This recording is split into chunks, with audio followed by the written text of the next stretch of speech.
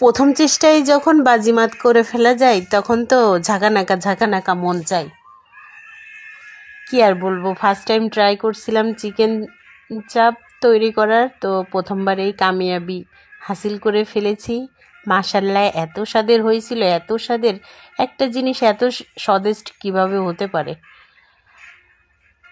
কিন্তু একটি পেড়া আসলে কষ্ট করে কিছু তৈরি করলে সেটা একটু খেতে মনে হয় বেশি স্বাদ লাগে, কারণ চিকেন ফ্রাই নর্মালি সস দিয়ে খেতেই অনেক মজা লাগে। আর এটাকে ফ্রাই করো, কাটো, আবার এক্সট্রা পেঁয়াজ মরিচ টমেটো কুচি দিয়ে আবার এটাকে নেড়ে চেড়ে নিতে হবে।